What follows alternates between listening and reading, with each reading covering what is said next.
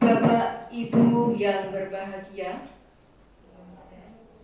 selaku pembawa acara, saya akan membacakan susunan workshop pada pagi hari ini.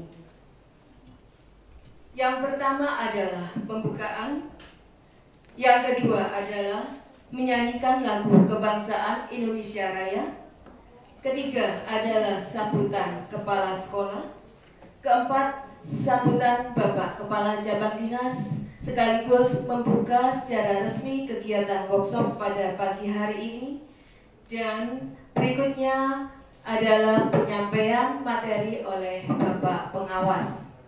Terakhir adalah penutup dan doa.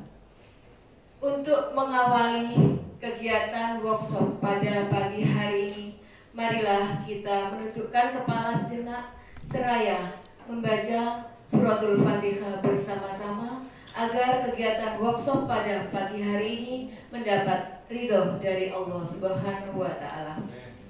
Ala hadimnya al-Fatihah.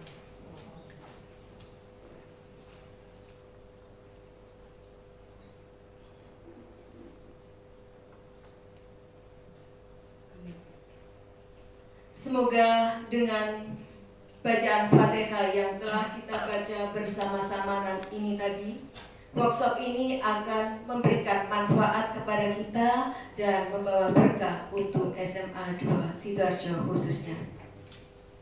Selanjutnya acara kedua yaitu sambutan Bapak Kepala Sekolah, yaitu Bapak Dr. Andes Haji Nurseno, Magister Pendidikan. Namun sebelum beliau menyampaikan sepatah dua kata dalam acara workshop pada pagi hari ini, izinkan saya menyampaikan satu bait pantun untuk Bapak Ibu semua. Bunga melati, harum mewangi, bunga alamanda, indah menawan. Betapa semangatnya Bapak Ibu pada pagi hari ini, semata-mata demi semanda agar tetap ke depan. SMA Negeri 2 Sidoarjo, tunjukkan karyamu, raih prestasimu. Mohon maaf, sebelum sambutan oleh Bapak Kepala Sekolah, sebagai bangsa Indonesia yang baik, marilah kita menyanyikan lagu Indonesia Raya yang akan dipimpin oleh Ibu Septi Muti Fadilah. Kepada Bu Septi kami persilakan, dan Bapak Ibu hadirin kami mohon untuk berdiri dengan sikap sempurna serta meletakkan tangan kanan di dada kiri.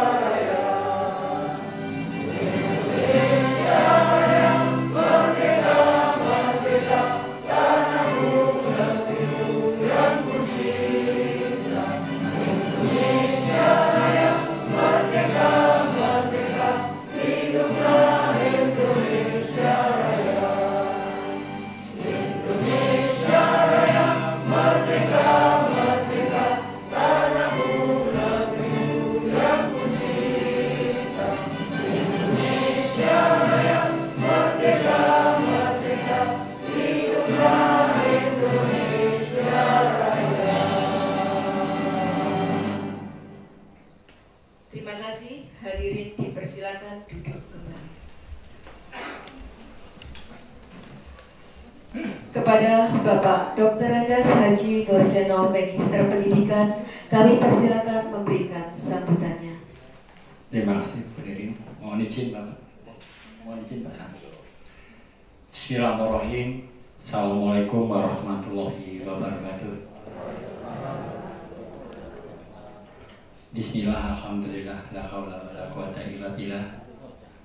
Yang terhormat Bapak Kepala Cabang Pendidikan Wilayah Sidoarjo dan Surabaya, Bapak Dr. Andes Isa Ansori MM, yang terhormat Bapak Dr. Santosa selaku pengawas pembina SMA Negeri 2 Sidoarjo, dan Bapak Ibu guru dan karyawan yang saya cintai.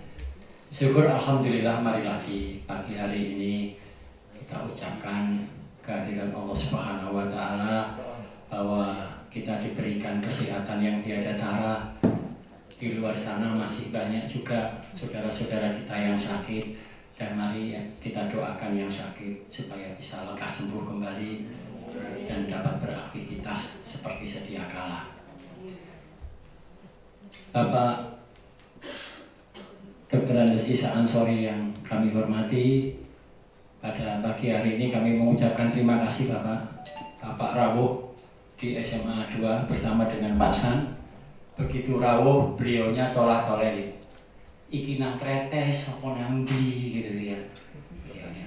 Hanya saya kok rada anget Pak Seno. Iya. Kalau di tretes ademnya terasa, kalau di sini rada anget Bapak. Ini ya. Karena AC-nya belum datang. Ya. Ini adalah dalam rangka soft opening ya, ruang cendekia utama ya, di mana kami mempunyai ruang ini untuk berbagai macam jenis kegiatan, dan jikalau cabang dinas membutuhkan, kami siap Bapak. Bapak dan Ibu yang kami hormati, alhamdulillah pagi hari ini kita diendangi Bapak baik kepala cabang maupun Bapak pengawas begitu padatnya. Beliau hari ini harusnya berada di Marinir ya, ikut serta meresmikan museum di Marinir, tapi beliau ternyata lebih berat SMA 2. Aku abot SMA 2 Pak Seno, makanya yang di sana diwakilkan. Ini aplaus untuk beliau. Bapak dan Ibu, marilah kita dengarkan apa-apa yang disampaikan beliau dalam kegiatan workshop ini. Di situasi pandemi ini memang kondisinya sulit, tapi saya yakin bahwa SDM di SMA 2 ini punya reputasi yang lebih ya. Oleh karenanya apa yang disampaikan beliau berdua nanti akan kita aplikasi bagaimana baiknya SMA 2 yang semakin harus semakin unggul dan cemerlang ya. Inilah harapan kami. Seharusnya ada podiumnya, tapi karena belum jadi juga karena soft opening, nanti akan ada podiumnya ya. LCD tidak di depan tapi gantung Bapak, gantungannya sudah ada, LCD-nya belum digantung ini. Nah, ini nanti tugasnya sarana sudah mulai, Pak Ali sudah mulai ngelik ini ya. Nanti digantung Pak Ali ya. Itulah Bapak dan Ibu, mari kita dengarkan bersama. SMA Negeri 2 Sidoarjo, tunjukkan karyamu. Baik, prestasi. Terima kasih. Assalamualaikum warahmatullahi wabarakatuh. Terima kasih kami ucapkan. Berikutnya adalah sambutan dari Bapak Kepala Cabang Dinas Pendidikan Sidoarjo, sekaligus membuka secara resmi kegiatan workshop pembelajaran di era pandemi pada pagi hari ini. Dan Bapak Kepala Cabang Dinas ini nanti sekaligus akan memberikan materi kepada kita, yaitu tentang kebijakan pemerintah daerah terkait pembelajaran di masa pandemi. Kepada yang terhormat Bapak Dr. Andes Lutfi Isa Ansori MM, kami persilakan. Assalamualaikum warahmatullahi wabarakatuh. Yang saya hormati sekaligus kita hormati bersama Bapak Nur Seno sekaligus sebagai Kepala SMA Negeri 2 Sidoarjo, yang saya hormati dan kita hormati Bapak Santoso selaku pengawas bina, Bapak Ibu keluarga besar SMA Negeri 2 Sidoarjo, baik Bapak Ibu guru ataupun staf tata usaha yang hadir pada pagi hari ini. Patutlah kiranya kita panjatkan puji syukur kehadiran Allah Subhanahu wa Ta'ala atas segala nikmat serta karunia-Nya, sehingga kita bisa bertemu bertatap muka pada pagi hari ini dalam keadaan sehat walafiat, serta karunia yang paling luar biasa yang kita terima pada hari ini adalah nikmat sehat dan nikmat sempat, sehingga saya berharap pertemuan pagi hari ini di Cendekiarum membawa berkah kita semua, juga untuk anak didik kita semua. Bapak Ibu yang saya hormati, pada hari ini kami memang dapat undangan untuk bersama Bapak Ibu semuanya. Saya merasa berbahagia dan tersanjung berada di tengah-tengah panjenengan, sehingga kami kemarin sempat agak bingung begitu dapat disposisi dari Pak Kadis untuk mewakili beliau di peresmian Museum Marinir di Dankorp Marinir itu. Kalau peresmian posko marinir itu kan cuma hanya duduk, diam, menyaksikan.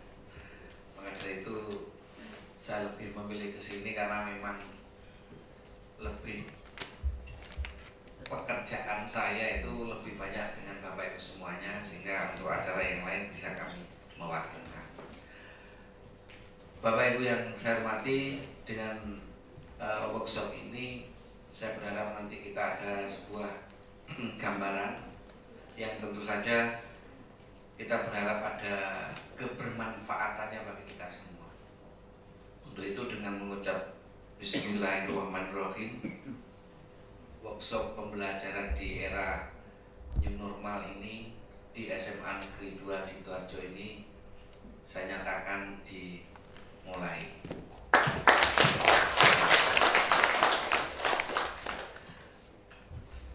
Tunjukkan karyamu, raih prestasimu.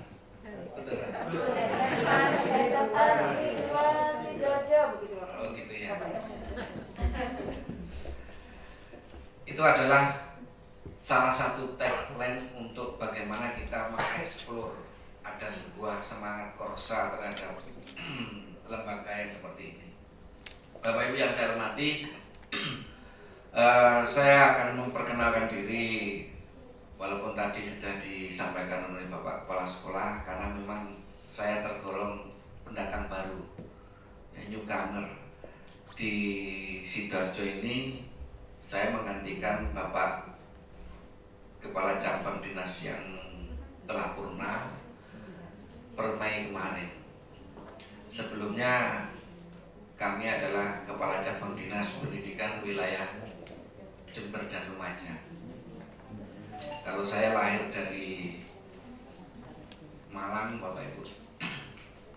Kalau Bapak Ibu pernah ke Malang, di alun-alun balai kota itu, rumah saya sebelah selatannya kira-kira 20 km lah ke selatan.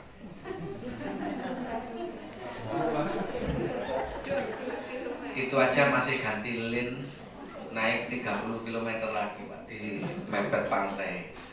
Jadi kalau Bapak Ibu ke Balai Kampang atau ke Pantai Ngeliep, pasti lewat depan rumah saya. Jadi saya bisa jauh, iya jauh, ya memang jauh. Saya SD SMP di sana, SMA di Malang. Saya kuliah kemarin di IKIP Surabaya tahun 85 sampai 89 di IKIP Surabaya di Ketintang. Kemudian tahun 92 diangkat jadi calon pegawai negeri di Jember. 92 sampai 2002 saya ikut tes talent scouting kepala sekolah, menunggu 7 tahun baru diangkat jadi kepala sekolah. 2009 diangkat di SMK Negeri 1 Jember. Jadi kepala sekolah. 2016 ada perubahan aturan undang-undang kewenangan SMA SMK ke provinsi, tersesat di jalan yang lurus, jadi struktural. Jadi kepala cabang dinas pendidikan wilayah Jember dan Lumajang sampai kemarin saya dimutasi di cabang dinas wilayah Sidoarjo ini. Jadi kalau dulu cabang dinas pendidikan di Sidoarjo ini ada 2 wilayah, meliputi Kabupaten Sidoarjo dan Kota Surabaya, dan ini tetap pelayanan dan pekerjaan saya tidak terlepas dari Bapak Ibu semuanya. Untuk itu karena ada 2 wilayah itu, saya tetap membuka 2 kantor sama, namun jadwalnya saja yang agar pelayanan mudah menurut saya setiap hari Senin dan Rabu itu ngantor di Surabaya, di Jagir. Kalau hari Selasa dan Kamis itu di kantor cabang dinas Sidoarjo di Ponti. Mohon jangan tanya kalau Jumat. Kalau hari Jumat itu menurut keyakinan saya. Jadi kalau arah anginnya ke timur, saya ke Jember, Pak. Work from home. Itu Bapak Ibu semuanya, sehingga kami nanti lebih sering dengan Bapak Ibu semuanya. Maka dari itu pada kesempatan ini kami akan memberikan beberapa informasi, beberapa kebijakan yang mungkin nanti lebih teknis akan disampaikan oleh Bapak Pengawas. Bapak Ibu yang saya hormati, pada era sekarang ya, yang pertama kita melihat tugas pokok fungsi kita dulu. Ya, tugas pokok fungsi ini beban kerja guru. Ini diatur di Permendikbud nomor 15 tahun 2018. Karena ini selalu banyak pertanyaan. Yang akhir-akhir ini pertanyaan klasiknya itu, kalau siswa libur, gurunya apa ikut libur, kan gitu ya. Dan selalu jawabnya juga dengan kata-kata yang bersayap. Kalau melihat ini Bapak Ibu, melihat Permendikbud nomor 15 tahun 2018 ini ada 2 hal, yaitu ada beban kerja dan ada beban mengajar. Khususnya untuk ASN, itu ada beban kerja ASN atau PNS itu 37,5 jam per minggu. Jadi beban kerja itu jamnya jam 37,5 jam ditambah 2,5 jam istirahat. Jadi totalnya 40 jam. Itu sebagai ASN. Jam kerjanya, beban kerjanya seperti itu. Nah, Bapak Ibu sebagai pengajar, sebagai guru ASN, itu ada juga yang namanya beban mengajar. Beban mengajar Bapak Ibu adalah 24 jam per minggu. Itu di Permendikbud nomor 15 tahun 2018. Dari sini Bapak Ibu mengandung konsekuensi. Konsekuensinya apa? Kalau Bapak Ibu melaksanakan beban kerja ini, Bapak Ibu berhak mendapatkan gaji sesuai dengan aturan yang berlaku bagi PNS. Gaji yang Bapak Ibu terima setiap bulan itu adalah hak sebagai ASN, karena Bapak Ibu melaksanakan beban kerja selama 40 jam per minggu itu. Kemudian beban mengajar yang 24 jam itu adalah beban mengajar yang mengandung konsekuensi Bapak Ibu punya hak mendapatkan tunjangan profesi, tunjangan sertifikasi. Maka dari itu, kalau mungkin ada pertanyaan, Pak, kalau semesteran itu siswa libur 10 hari, gurunya apa libur? Kalau kita lihat di Permen ini, Bapak Ibu terbebas dari beban mengajar, tetapi untuk beban kerja tetap. Nah, aturan-aturan seperti ini pasti akan diikuti dengan aturan atau mengatur yang di bawahnya. Seperti kalau di menjelang hari Lebaran, Idul Fitri itu biasanya kan hampir 1 bulan liburnya. Itu bagaimana? Nah, itu di bawah peraturan berikutnya ini ada peraturan atau yang bisa diatur yaitu oleh kepala satuan pendidikan. Dalam hal ini kepala sekolah itu bisa mengatur jadwalnya, yaitu mungkin 3 hari dibuat workshop, kemudian tugas guru ini kan tidak hanya bekerja di depan kelas saja, tapi di sini ada merencanakan, melaksanakan, menilai dan membimbing. Jadi mungkin pada saat siswa tidak belajar tatap muka di kelas pada kondisi normal ini di SMA Negeri 2 Sidoarjo ini mungkin diatur ada workshop 3 hari. Setelah itu tidak menutup kemungkinan diatur piket, Bapak Ibu. Diatur piket setiap harinya itu berapa dan sebagainya, sehingga aktivitas sekolah itu tetap ada. Ini adalah bisa diatur seperti itu. Yang tidak boleh itu adalah bahwa Bapak Ibu dalam hari kerja itu tidak bekerja. Maka dari itu kalau ditanya oleh tetangga atau siapapun, kalau siswanya libur, apakah Bapak Ibu guru libur? Tidak libur, saya tetap bekerja. Masalah bekerjanya di sekolah atau di rumah itu kan bekerja, diatur oleh peraturan berikutnya yaitu kepala sekolah. Nah, itu yang implementasi yang sebenarnya bisa dilaksanakan, sehingga kita sudah tidak usah membuat tanda petik kegaduhan ini prei apa enggak kan begitu. Tetap bekerja merencanakan, melaksanakan, menilai, membimbing pembelajaran ini. Apakah bekerjanya itu wajibnya itu di sekolah atau kepala sekolah mengambil kebijakan yang lain. Ini kaitan dengan beban kerja guru dalam kondisi normal. Nah, pada tahun 2020 ini kita memasuki beberapa fase pembelajaran. Di fase 2020 ini awal-awal Januari ya, Desember Januari itu kita memasuki fase yang normal, dalam arti saat itu adalah fase zaman milenial. Semua mendengungkan bahwa era ini adalah era milenial, bahwa era ini adalah era revolusi industri 4.0 dan sebagainya, di mana era industri 4.0 ini otomatisasi berbasis kecerdasan buatan. Itu adalah awal dari fase pembelajaran yang pertama di awal tahun.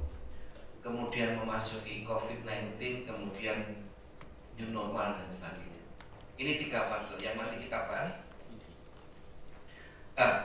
Pada era milenial ini, Bapak Ibu, ya, pada fase era milenial ini kita ketahui bersama bahwa revolusi industri 4.0 itu mempengaruhi segala aspek kehidupan kita, baik itu di dalam pekerjaan, di dalam kehidupan sehari-hari dan sebagainya. Karena apa? Karena fenomena sekarang ya, fenomena di era milenial ini, fenomena di era revolusi industri 4.0 ini adalah fenomena big data yang mengkolaborasikan antara teknologi cyber dengan otomatisasi. Jadi ada pekerjaan-pekerjaan tertentu yang biasanya dikerjakan oleh manusia, itu dikerjakan oleh mesin secara online. Ini terasa di kehidupan kita sehari-hari. Pekerjaan-pekerjaan itu ya yang paling nyata biasanya di tol itu, kalau dulu kan ada petugasnya.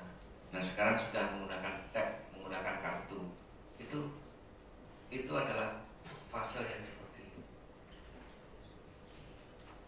Kemudian ada pekerjaan-pekerjaan tertentu yang dikerjakan oleh mesin dengan situasi-situasi yang seperti itu. Di era milenial tuh ini dari data yang ada Bapak Ibu. Data yang ada saat ini penduduk Indonesia ini 268 juta sekian. Kemudian yang menggunakan atau mempunyai HP itu lebih banyak dari penduduknya, 133%. Jadi kalau penduduknya 268 juta, HP yang digunakan oleh satu orang penduduk ini 355%. Artinya apa? Satu orang bisa punya lebih dari satu HP. Satu di rumah, satu di mobil, satu di kantor misalnya. Ini fakta, ini data. Ini era yang seperti ini, masyarakat ini. Kemudian belum lagi ada data penggunaan internet dan aktivitas masyarakat di media sosial. Ini juga sangat mempengaruhi. Aktivitas masyarakat di media sosial yang tidak dibarengi dengan ilmu pengetahuan ini membawa kultur masyarakat kita pergeseran-pergeseran. Maka dari itu saat sekarang ini kan untuk membuka usaha, menjual usaha tidak harus nyewa lapak di pasar atau di mall, tapi bisa menggunakan online. Ada Bukalapak, ada Tokopedia, Shopee, Lazada, Alibaba, Amazon, dan sebagainya. Ini teknologi. Untuk membuka usaha, taksi tidak harus beli sepeda motor, beli mobil, gaji karyawan sendiri. Ada Grab, Gojek, dan sebagainya. Ini adalah dampak revolusi yang kita mau tidak mau harus kita lewati fase yang seperti ini. Demikian juga dengan pergeseran perilaku masyarakat. Masyarakat kita ini sudah menjadi masyarakat netizen jurnalisme. Ingin memberitahukan sesuatu yang baru, yang cepat dalam komunitasnya. Jadi kalau ada Bapak Ibu berangkat dari rumah ke sekolah, di tengah ada kejadian kecelakaan, ya banyak yang terhubung, tapi apa? Moto, ngerekam, selfie, segera diberitakan ke komunitasnya, ke grup-grupnya. Itu netizen jurnalis. Masyarakat ingin menjadi penyampai berita secara tercepat, walaupun tidak melihat apakah dampak psikologis dari keluarga korban dan sebagainya. Ini pergeseran. Maka dari itu juga ada pergeseran sebuah ungkapan. Kalau dulu ungkapan ada mulutmu adalah harimaumu, sekarang nggak berlaku. Jarimu adalah harimaumu. Salah nutul iso gegeran karo tanggane. Kita salah mengupload, salah nutul seorang istri, salah mengupload komentarnya di Facebook, jabatan suaminya bisa dicopot. Gara-gara viral memperbaiki menek gendero, ya, bisa naik pesawat gratis, ketemu presiden di Istana Negara.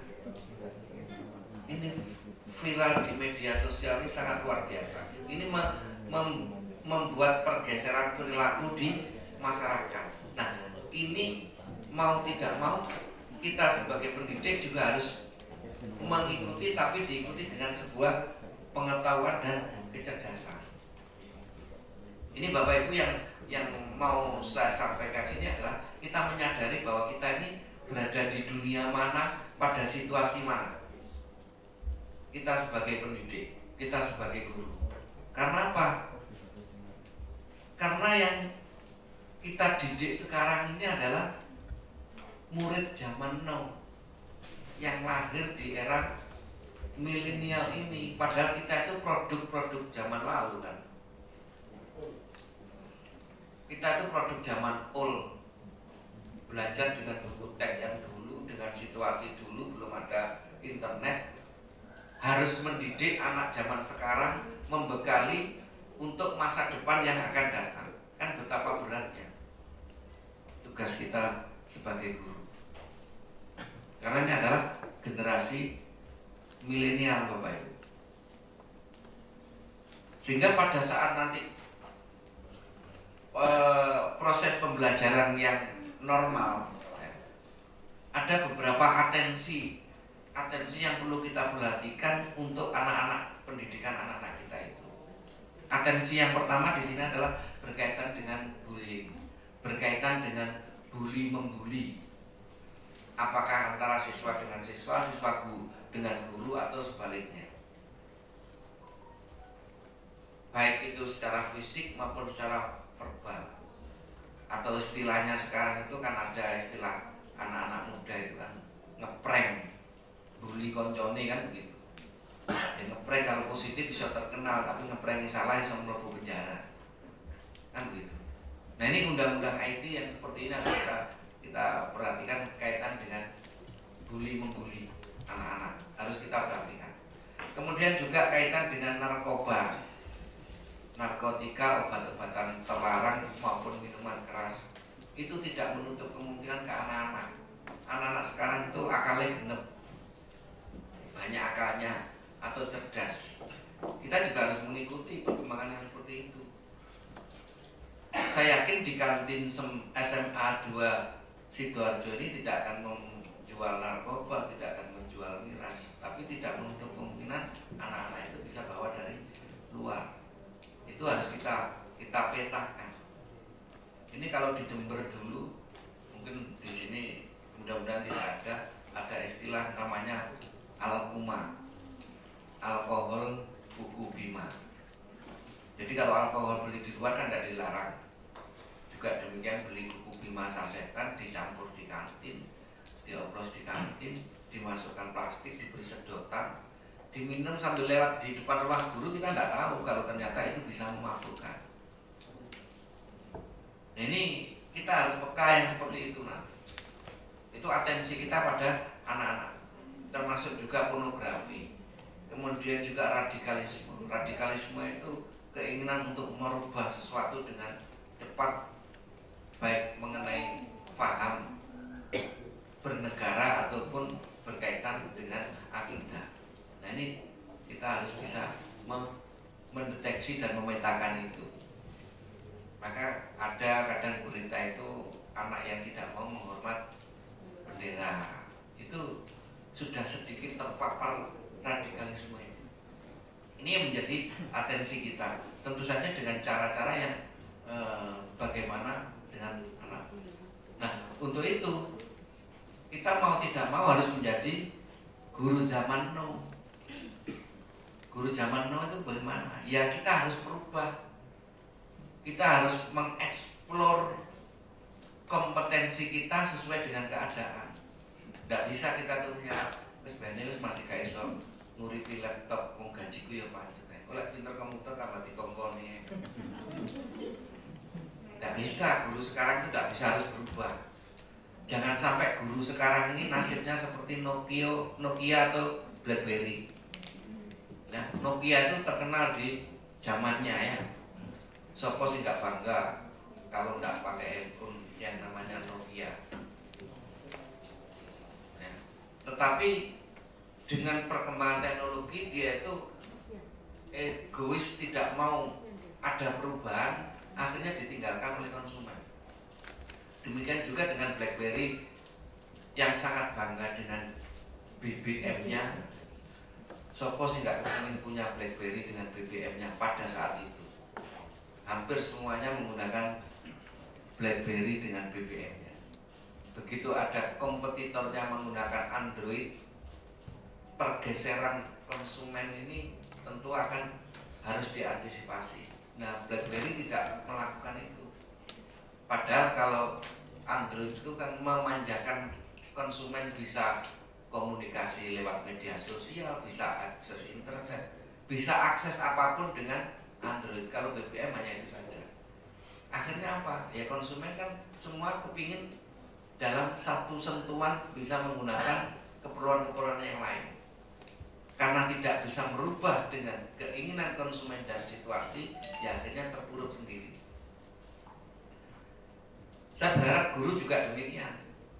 Dalam artian menyesuaikan dengan kondisi kita sekarang, eranya sudah teknologi. Teknologi maupun aplikasi itu kita harapkan bisa mempermudah tugas kita sebagai guru untuk menyampaikan di anak-anak. Sehingga anak-anak pun juga ada sebuah kebaruan, ada sebuah penyesuaian di dalam menyampaikan ini. Ini yang dimaksud bahwa guru ini, walaupun kita itu tidak terlalu berbangga dengan apa, bahwa guru itu tidak bisa digantikan dengan yang lain, itu yes, kita sangat sepakat bahwa pembelajaran online itu tentu saja tidak sama dengan kalau guru tatap muka, karena ini adalah pendidikan karakter. Kita sepakat itu semua. Tapi kalau kita tidak mau merubah dan menyesuaikan diri, nah tentu saja akan monoton. Yang meninggalkan bukan apa, murid nanti. Adanya sama dengan tidak ada. Ono guru ini dianggap gak ono guru nih. Paling sih disampaikan ya pancet iku wae. Tidak bisa. Ini yang kami maksud. Maka dari itu sebagai seorang guru kita harus yang saya sampaikan tadi, mengeksplor dengan ICT, melek teknologi, dengan teknologi ramah membuat pengetahuan dan sebagainya. Kita sepakat bahwa untuk mencari pengetahuan sekarang itu anak-anak sekarang itu lebih pintar. Kalau dulu ada ungkapan Pak, kalau guru itu menang satu malam, menang sewengi. Karena apa? Kalau metode zaman dulu itu kan ada namanya buku pegangan guru. Buku pegangan guru itu hanya yang megang gurunya saja, sehingga muridnya nggak tahu apa yang akan disampaikan, dan itu buku pegangan guru. Sekarang nggak bisa. Sekarang semua ilmu pengetahuan bisa diakses oleh siapapun, termasuk siswa, oleh siswa menggunakan internet, sehingga apa yang kita sampaikan disampaikan guru itu memang benar-benar harus update. Nah, ini motivasi kita bahwa kita harus berubah seperti ini. Juga akses pengetahuan dengan cepat. Tidak ada ceritanya guru sekarang ini sambat kehabisan sumber belajar. Sumber belajar bisa didapatkan dari mana saja sekarang. Ini Bapak Ibu, sehingga anak-anak kita ini juga sekarang berpikirannya cerdas sekali.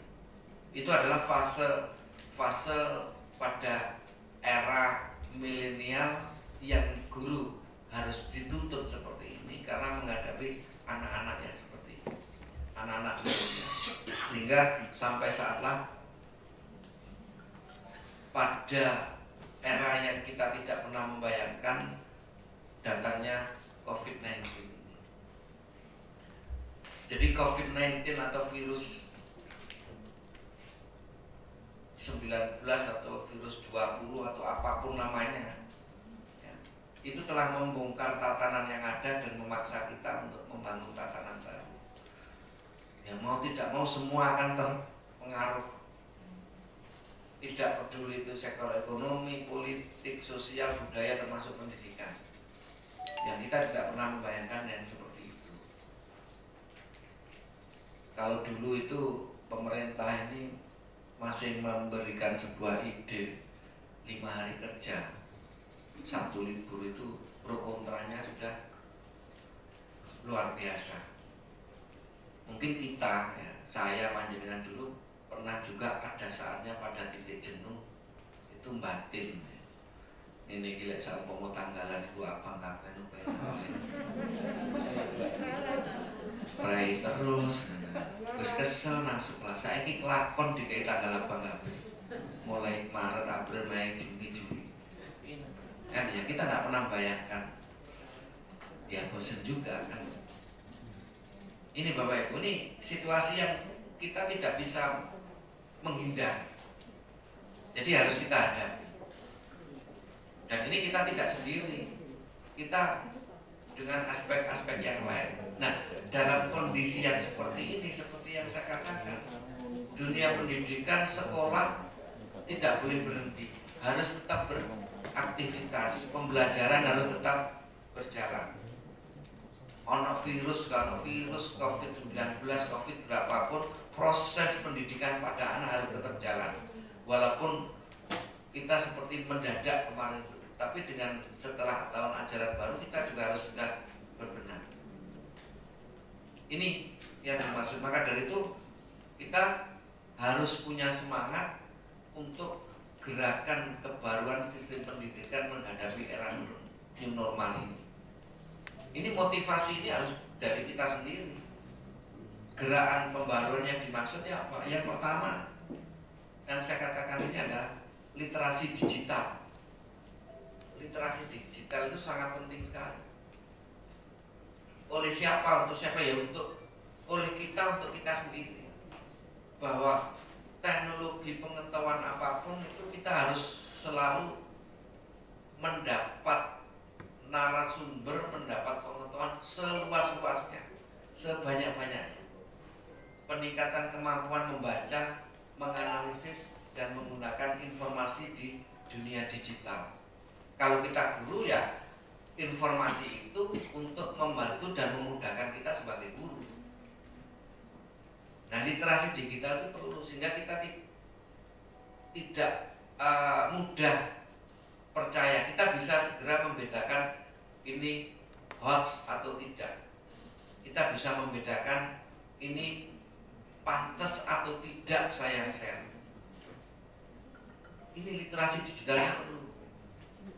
Nah, misalkan sekarang itu kan ada korban tertabrak kereta api di persimpangan, putung-putung pecahan di pinggir rel seperti itu, kemudian difoto, kemudian disebarkan di media sosial. Kita tidak pernah tahu bagaimana perasaan keluarga korban. Ya kita tidak bisa membendung. Kalau kita menerima ya kita lihat, kalau enggak ya sudah kita hapus saja, enggak kita sebarkan. Literasi digital itu fungsinya seperti itu. Juga nggak gampang tertipu. Enak-enak ngelamun di rumah, ada WA masuk, Anda mendapat 100 juta rupiah sekarang menuju ATM dengan nomor PIN sekian. Percaya aja. Di ono saiki maro wong ngelamun maro dikai duit 100 juta. Logika ini harus berjalan dengan hal-hal yang seperti ini. Situasi yang seperti ini. Ini literasi digital itu yang utamanya adalah untuk memberikan pengetahuan Bapak Ibu untuk melaksanakan tugasnya. Berikutnya literasi teknologi. Kehidupan kita sehari-hari ini tidak terlepas dari aplikasi-aplikasi yang ada, termasuk WhatsApp, apapun itu masuk pada aplikasi-aplikasi. Nah, kita harus bisa memahami aplikasi-aplikasi itu. Sekali lagi, kesemuanya itu adalah sebagai bahan kita untuk apa? Untuk mempermudah tugas-tugas kita. Nah, dengan media sosial ini kita lebih memahami tugas pokok fungsi kita, sosial kita, kedudukan kita. Tidak menutup kemungkinan namanya media sosial sekarang itu paperless semua. Surat yang harusnya ditujukan kepada kepala cabang bisa jadi guru lebih tahu dulu. Tidak bisa kita membendung. Surat sing sakjane gawe bupati sekarang bisa dibaca oleh guru semua masyarakat.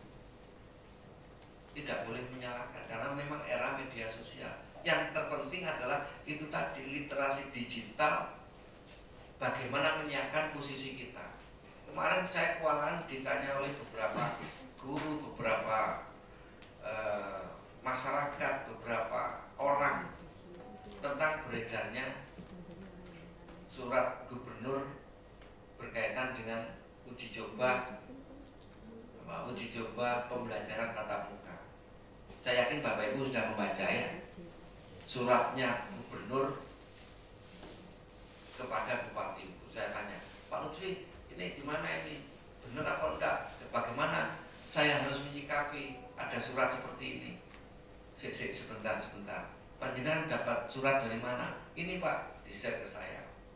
Terus jenengan baca kepadanya itu siapa? Kepada bupati dan wali kota. Terus panjenengan itu sapa? Loh, saya guru Pak. Lho ya wis waca tok ae gak apa-apa. Lho kan iya, kepadanya itu kan kepada bupati dan wali kota yang harus menindaklanjuti itu siapa? Ya bupati dan wali kota. Kita membaca ya tidak apa-apa wong diwaca tok ae. Harus bagaimana? Ya entenono dhisik. Kan begitu. Jadi hierarki seperti itu kita juga harus tahu. Oh, kadang-kadang masih menjadi SKB 4 menteri, tapi masyarakat sudah tahu. Tidak mungkin Pak yang namanya hierarki etika birokrasi itu SKB 4 menteri langsung dilaksanakan. Pasti akan diikuti oleh aturan yang di bawahnya. Dalam hal ini adalah gubernur dengan surat atau edaran atau SK gubernur. Dari gubernur pun tidak mungkin langsung, pasti di situ diikuti oleh kepala dinas pendidikan provinsi. Nah disitulah nanti letaknya kita melihat. Nah dari surat edaran atau surat gubernur kemarin kepada bupati, kemudian ditindaklanjuti oleh surat kepala dinas, kita melihat dari surat kepala dinas itu ada bermacam-macam. Kalau di situ kepadanya itu kepada kepala cabang, kedua kepada kepala sekolah, ya sudah, saya tidak perlu membuat surat lagi. Karena apa? Karena di situ kepadanya juga ada kepada kepala sekolah.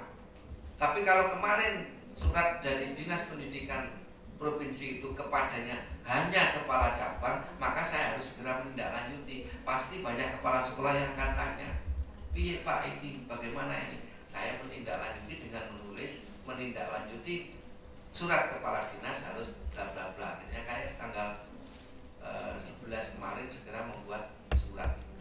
Nah ini kira-kira seperti itu. Ini literasi teknologi seperti itu. Artinya kita membuka wawasan sehingga tahu tidak ada kegaduhan-kegaduhan yang harusnya gaduh karpe dini. Nah ini hierarkinya seperti itu. Ini adalah aplikasi. Jadi aplikasi-aplikasi kita itu sekarang banyak. Apalagi di kita di dunia pendidikan ada A kinerja ya. Kemudian ada E master, ada E SKP, kemudian ada AGTK, kemudian ada AGLD, ada Simtun, ada Simpak, iya bukan iya Simpak, Sistem Informasi Pengacur Angka Kredit. Nah kemudian pertanyaan, Pak, banyak sekali aplikasi itu, mana yang harus saya ikuti? Terserah menurut keyakinan Bapak Ibu masing-masing. Maksudnya gimana? Bapak Ibu sebagai ASN kepingin kenaikan pangkat lancar dan sebagainya, nanti pensiunnya bisa update, ya harus mengikuti, harus mengupdate yang namanya e-master. Karena e-master itu buatannya BKD. Kalau masih ingin kenaikan pangkat dan sebagainya, ya kita harus familiar dengan yang namanya Simpak. Karena kalau untuk mengajukan kenaikan pangkat, ya harus melalui itu. Tapi kalau Bapak Ibu nggak kepingin naik pangkat, nggak usah direken aplikasi itu, nggak apa-apa, nggak digengeri, kan begitu.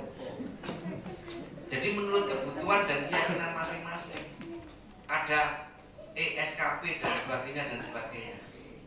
Nah, diharapkan aplikasi-aplikasi itu memudahkan panjenengan, termasuk aplikasi yang lain seperti Google Classroom, Google Meeting, Zoom dan sebagainya. Itu kadang justru memudahkan kita untuk tugas-tugas ini. Ini perlunya literasi teknologi tadi. Aplikasi-aplikasi yang ada itu memudahkan kita untuk menjalankan tugas. Kemudian berikutnya adalah literasi manusia. Betapa canggihnya, betapa pengetahuan kita sangat luas, kemudian kita sangat pandai menggunakan aplikasi, tetapi literasi manusia ini berkaitan dengan public speaking kita. Bagaimana kita berkomunikasi. Saya itu ngomong dengan siapa, saya itu menggunakan teknologi bagaimana. Ini faktor manusianya. Aplikasi itu enggak ada aplikasi yang jelek, pasti baik. Tapi kalau digunakan oleh manusia dengan niat yang tidak baik, maka itu yang juga yang tidak baik. Maka ini literasi manusia ini berkaitan dengan sifat kita sebagai manusia, bagaimana memanfaatkan suatu aplikasi, memanfaatkan sebuah teknologi, bagaimana cara kita menggunakan. Ini adalah bagaimana kita sebagai pendidik melakukan kebaruan sistem di dalam era yang seperti ini. Kemudian setelah siswa, guru, dan sekarang sekolah, seperti yang saya sampaikan terdahulu bahwa sekolah ini sebagai mesin pencetak generasi, maka pendidikan itu tidak boleh berhenti. Ono virus, karena virus atau ada apapun, proses pendidikan ini harus berjalan. Maka dari itu konsepnya adalah apa? Belajar dari rumah, bukan belajar di rumah. Maka dari itu seperti yang saya lihat tadi, ada studio dan sebagainya. Itu adalah bagian dari aktivitas yang memang harus kita laksanakan, kondisi apapun. Jadi sekolah itu seperti studio TVRI atau apapun yang memberikan komunikasi kepada anak. Maka dari itu konsep belajar dari rumah, dari bukan di, kalau dari itu ada komunikasi dengan anak-anak. Kemudian kenapa di sekolah itu ada, diharapkan ada ada semacam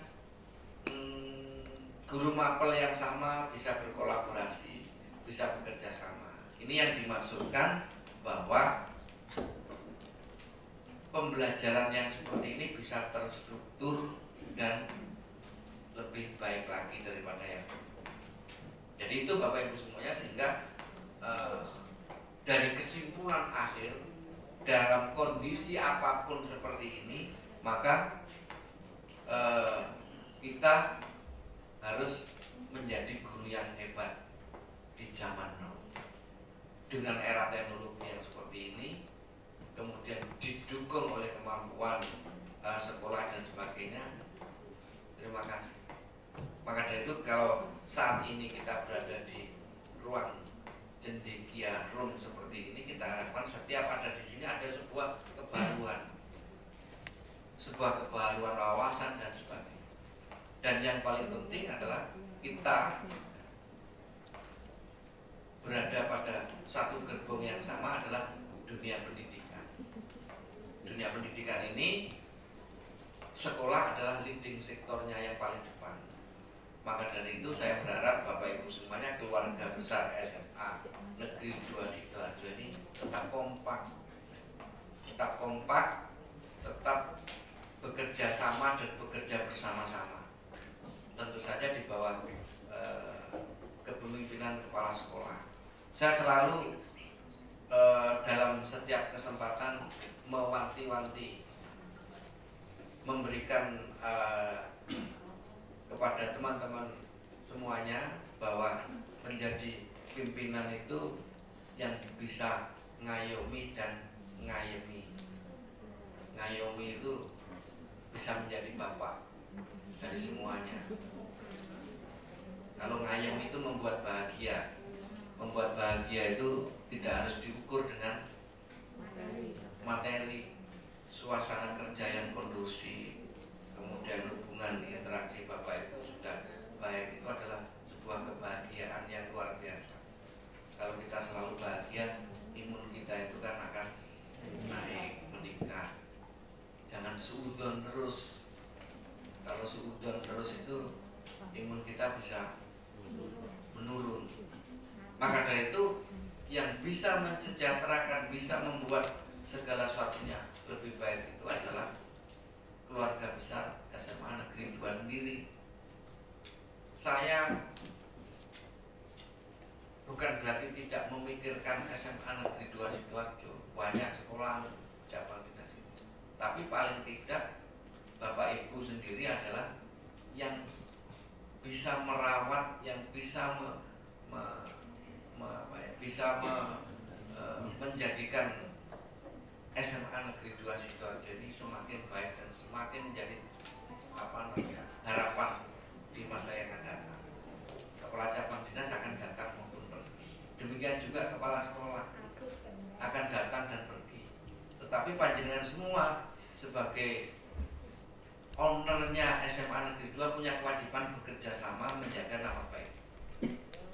Kalau ada sesuatu, ada permasalahan apapun yang bisa menyelesaikan ini, ya panjenengan semua. Kalau ada sesuatu yang kurang, kalau ada sesuatu yang perlu disampaikan, yang bisa menyelesaikan panjenengan semua. Nanti kepala sekolah tinggal menyelesaikan. Kalau kepala sekolah menyelesaikan berada di luar kewenangannya, nanti pasti akan datang ke kepala cabang. Kepala cabang saya bisa menyelesaikan, ya syukur. Kalau tidak bisa, saya juga punya atasan. Itu hierarkinya seperti itu, sehingga nantinya bisa berjalan dengan baik. Nah, kesadaran inilah, kalau ada dalam satu dua ini ada sebuah perbedaan, saya kira itu adalah sebuah kewajaran.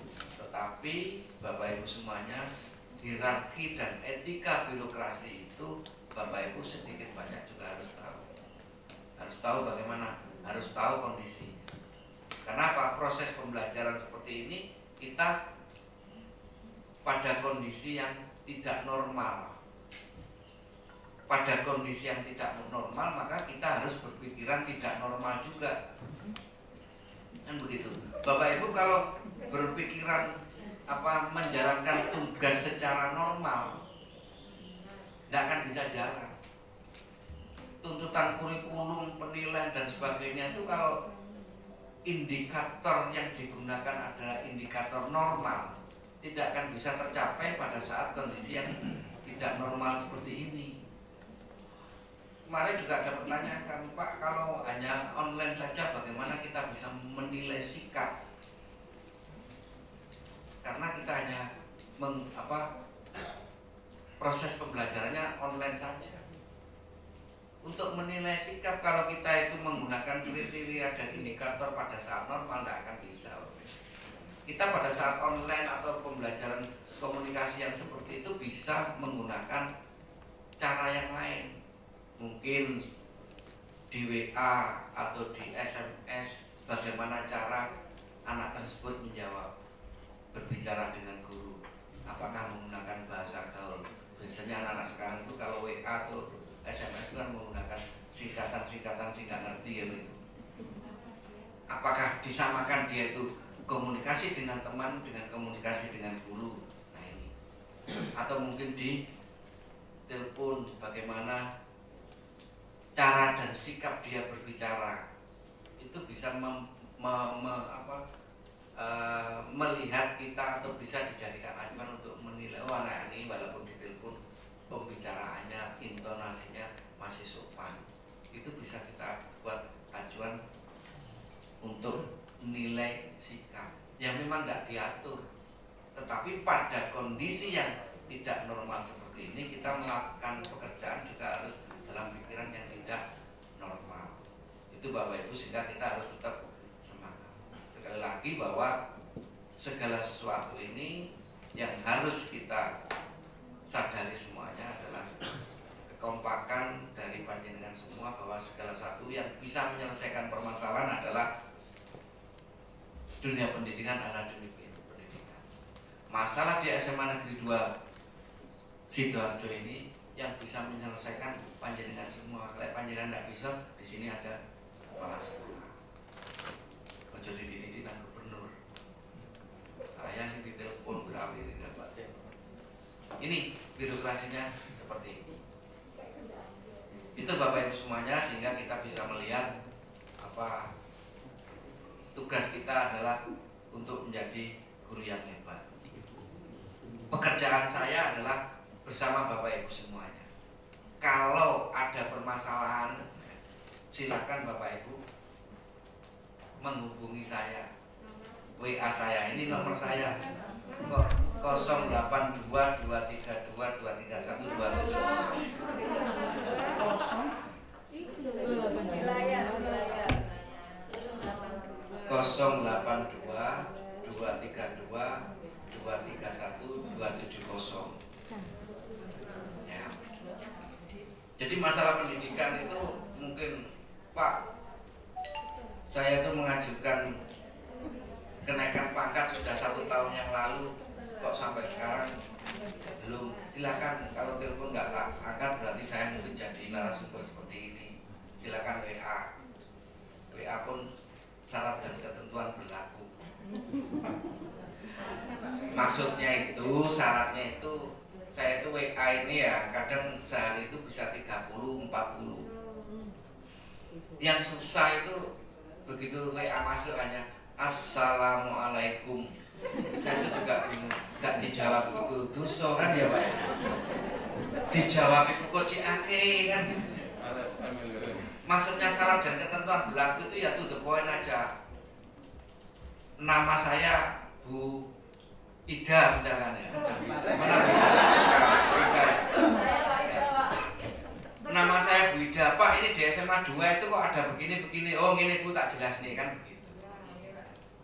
Begitu. Pak, nama saya Pak X, SMA Negeri 2 Sidoarjo. Saya itu sudah mengajukan kredit ke Bank Jatim 5 bulan kok belum cair-cair. Itu urusanku ya. Jadi komunikasi ini biar bisa segera kita selesaikan sesuai dengan obatnya. Ya kalau masalah pendidikan ya diselesaikan kalau sudah ini segala sesuatu. Pak Sena itu selalu kontak saya, Pak saya mau mengadakan dengan komite seperti ini. Jalan sudah Pak. Kalau ada apa-apa dan sebagainya nanti saya yang jawab dan sebagainya. Akhirnya jalan. Ya banyak yang tanya, tapi tanyanya kepada saya, ya akan saya jawab. Tanyanya pada orang lain tidak akan terjawab. Toh nanti melayunya ya saya sendiri yang harus jawab. Itu Bapak Ibu semua. Permasalahan pendidikan itu akan bisa diselesaikan oleh kita sendiri yang ada di dunia pendidikan. Maka dari itu kalau ada sesuatu nggak apa-apa, silakan Bapak Ibu tanya. Kalau memang kepingin pada yang paling katakanlah paling ya top market itu paling ya di cabang dinas bukan yang lain. Kena kepala dinas saya ya sih keduren. Ikut top market top apalagi nang gubernur, woi keduren malah kan begitu. Kok munyang gubernur nang kepala dinas ke saya dan supaya balik mana gak karuan.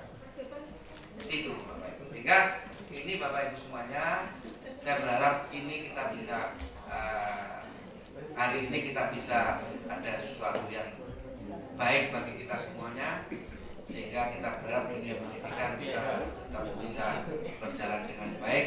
Dunia pendidikan akan semakin baik sehingga kita semua selalu dalam kondisi yang sehat-sehat, ya, selalu dalam lindungan Allah Subhanahu wa Ta'ala.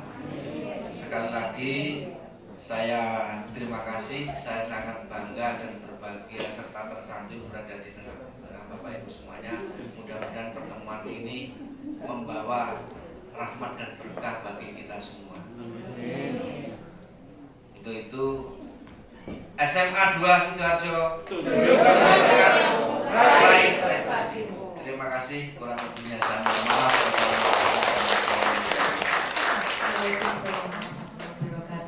Terima kasih Bapak atas segala pengarahan kepada kami sehingga kami bisa memahami. Guru hebat zaman now harus melek IT dan bisa beradaptasi dengan perkembangan zaman saat ini, tapi tetap dilandasi dengan kemampuan dan kecerdasan biar tidak terpeleset. Begitu ya Bapak.